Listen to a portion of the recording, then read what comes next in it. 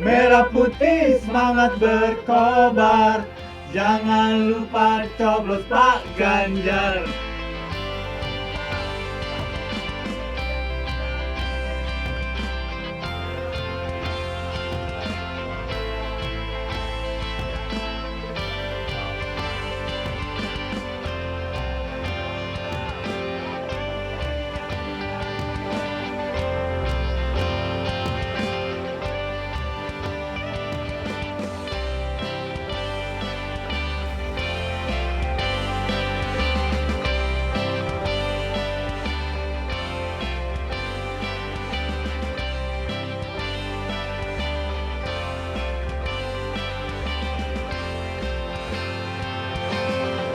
Sangat berterima kasih bahwa Slank kemudian secara terbuka menyuarakan dukungannya untuk pasangan Ganjar Mahfud. Nah, tadi saya tanya juga, kenapa sih dukung Ganjar Mahfud? Nah, mereka tergerak karena ingin mempertahankan demokrasi di Indonesia, karena mereka melihat sosoknya Ganjar Mahfud itu komplit. Ya, Pak Ganjar kerjanya cepat, dekat dengan rakyat, dan Pak Mahfud itu adalah pejabat yang anti korupsi.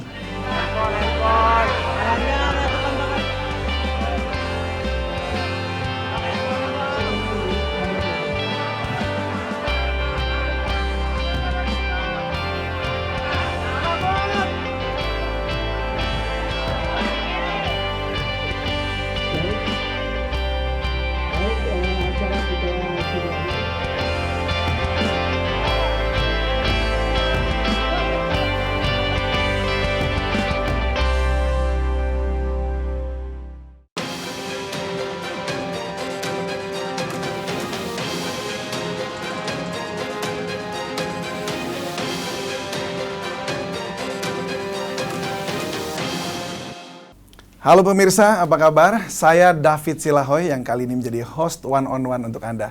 Pemirsa, kita akan menghadapi Pilpres pada tanggal 14 Februari nanti dan bagaimana persiapan jelang Pilpres tersebut, dan masih ada tersisa satu kali debat lagi di tanggal 4 Februari nanti, debat Capres, dan bagaimana persiapan para Capres ini. Nah, hari ini kita akan bincang-bincang bersama dengan putri kedua dari Kiai Haji Abdurrahman Wahid. Kenapa beliau memilih untuk mendukung Paslon 03 Ganjar Pranowo dan juga Mahfud MD di dalam kontestasi Pilpres ini? Kita akan dengarkan langsung dari Yeni Wahid. Apa kabar Mbak Yeni? Baik, terima kasih ini sudah menerima kami di sini untuk bincang-bincang. Terima kasih sudah menghadirkan saya. Oh ya, dan juga hadir pula rupanya One Piece di sini ya. Oh kaosnya, ya. One Piece, yes. Ini mau bertarung dengan Naruto barangkali ya, yang kemarin Mas Gibran pakai di itu. Enggak juga, kalau saya memang suka nonton One Piece dari dulu, gitu, nemenin anak kan. Jadi gitu. Sudah lama tahu. Terus kemudian memang ada di sana ada sosok Zoro yang gitu. Saya suka karena pedangnya 3. Sedap. Angkanya 3 lagi. Pedangnya 3 gitu. Jadi ini pas banget ya. Iya, ini betul. Untuk world order ya. Iya, betul. Baik, wah, senang sekali saya ketemu sama salah seorang senior juga di jurnalis ya. Dulu sempat aktif sebagai seorang jurnalis ya. Ya, waktu itu saya pernah bekerja di koran Australia, ya, The Sydney Morning Herald sama The Age Melbourne. Waktu zaman reformasi. Jadi saya ada di jalan ya, betul-betul di jalan ketika terjadi demonstrasi besar-besaran, ketika mahasiswa melakukan aksi-aksi untuk menentang KKN, menghapuskan KKN di Indonesia, kolusi, nepotisme. Nah, jadi semangat itulah yang kemudian terbawa. Karena saya masih merasakan pedasnya kena gas air mata waktu di lapangan dulu. Iya. Sampai nangis-nangis itu sesak napas ya. Betul. Terus cari odol kan supaya nggak terlalu panas gitu kena Jadi mata. waktu itu jurnalis tapi juga aktivis ya. Jurnalis di lapangan saya melihat langsung bagaimana anak-anak mahasiswa lalu kemudian masyarakat betul-betul mencurahkan seluruh tenaga, pikiran, bahkan jiwanya ya untuk membela demokrasi di Indonesia. Itu saya merasakan langsung. Saya termasuk ikut diacungi senjata laras panjang waktu itu sama aparat di lapangan. Mereka membersihkan area. Waktu itu sepertinya mau menembak mahasiswa yang demonstrasi di Trisakti.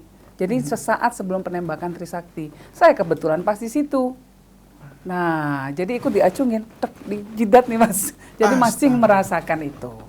Trauma itu masih ada, masih membekas. Berarti pada saat itu masih muda juga dan kemudian menentukan juga nasib bangsa ya. Waktu itu untuk reformasi kita kan. Betul, Ya? Betul. betul. Wah, luar biasa. Kita menginginkan agar seluruh masyarakat Indonesia, seluruh anak Indonesia itu bisa mendapatkan kesempatan yang sama untuk bisa sukses, untuk bisa sejahtera hidupnya. Dan itu hanya bisa terjadi kalau ada demokrasi di Indonesia. Ah, itu penting sekali. Betul. Kita bicara demokrasi ini kan kita bicara soal Pilpres 2024 ini yang akan kita jalani bersama. Tapi sebelum ke situ, saya ingin tanyakan dulu bagaimana pendapat Anda tentang debat cawapres kemarin yang terakhir. Ini ada pertarungan sengit juga di sana kemarin dan ini dikatakan sebagai salah satu debat yang paling menarik sepanjang Pilpres hingga 2024 ini begitu. Oh gitu ya, karena banyak gimmicknya ya. Iya. Gimana, Banyak drama-drama iya, yang iya. terjadi, jadi menarik ya. Sebetulnya secara substantif banyak hal yang dibicarakan oleh para cawapres ya, para calon wapres dari 3 paslon ini, semua membicarakan banyak hal substantif, tapi kemudian memang sayangnya debat di masyarakat setelah itu justru membahas soal cara dan penyampaian ekspresi dari salah satu cawapres, dari salah satu paslon yang dianggap kurang beretika. Nah, padahal yang namanya debat itu kan adalah ajang di mana masyarakat bisa mengintip isi kepalanya para calon yang akan berlaga, yang akan menjadi pemimpin-pemimpin kita ke depan ini. Nah, tentu kita berharap kemudian juga tercipta sebuah pemahaman di masyarakat, oh seperti apa sih program-programnya, oh seperti apa sih yang menjadi kebutuhan negara ini ke depan. Jadi seharusnya debat setelah itu justru adalah mengenai substansi dari debat itu sendiri.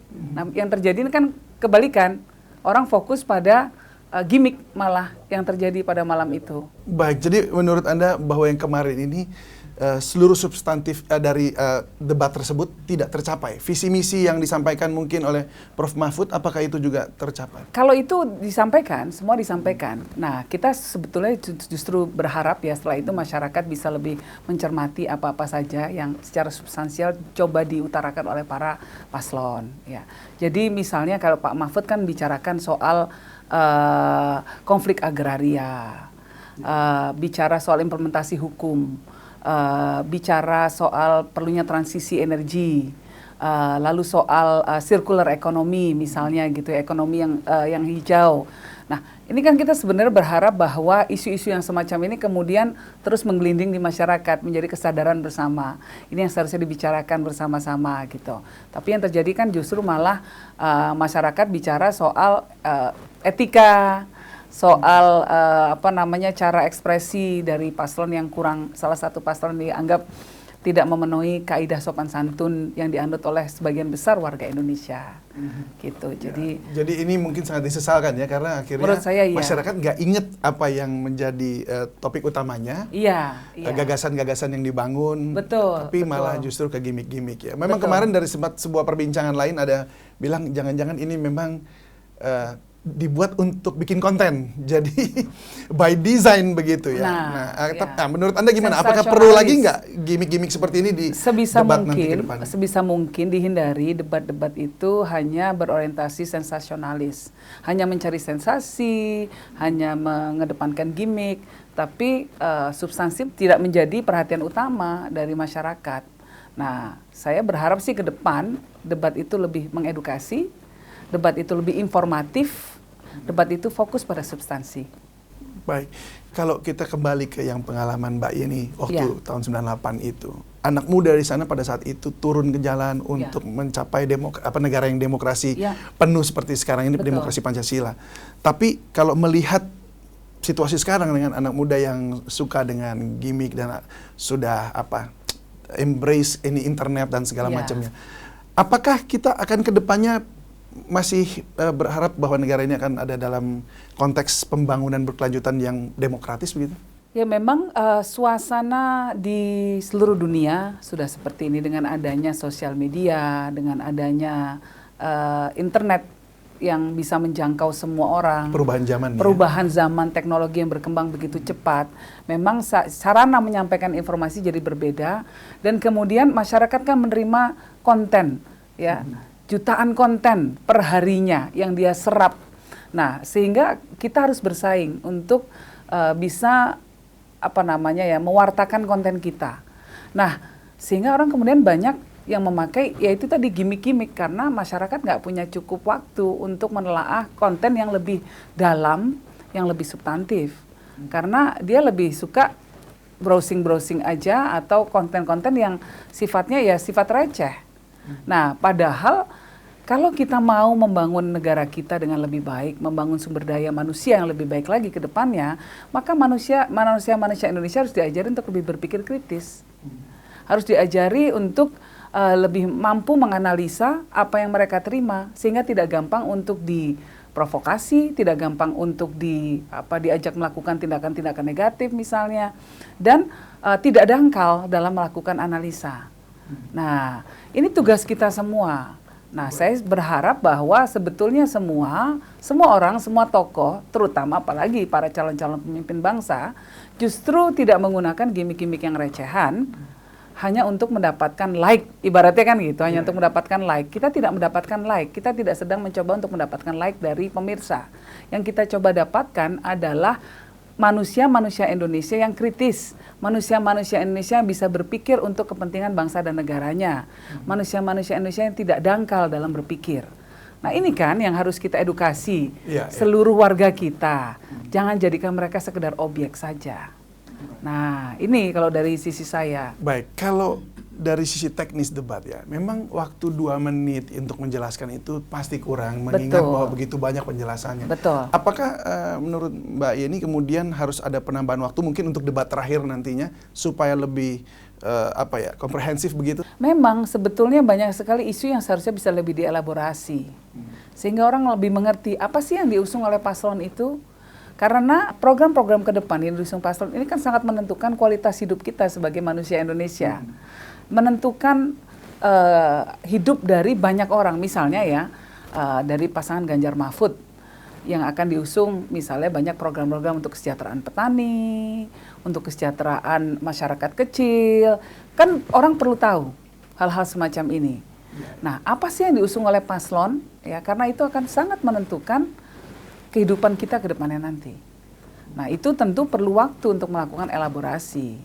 Bisa mengerti cara berpikir dari paslon itu seperti apa. Jadi mau nggak mau bukan di debat, tapi harus di acara lain di luar yang kemudian harus bagaimana caranya para paslon bisa menarik perhatian penonton begitu ya? Iya, betul. Tapi sayang seharusnya kan misalnya debat, karena debat itu kan menarik semuanya sedang, itu dia persoalannya. Iya, dan hanya 2 menit memang jadi masalah ya. Betul. Baik. Bagaimana dengan persiapan Pak Ganjar untuk debat capres yang terakhir nanti ini, tanggal 4 Februari? Nah, kita ingin dengar seperti apa Pak Ganjar menguasai mengenai pendidikan, kemudian inklusi, kemudian mengenai kesehatan, dan juga perempuan. Nah, kita akan bincangkan mungkin setelah jeda satu ini. Dan pemirsa, One on One akan kembali. Usai jeda berikut ini, tetaplah bersama kami.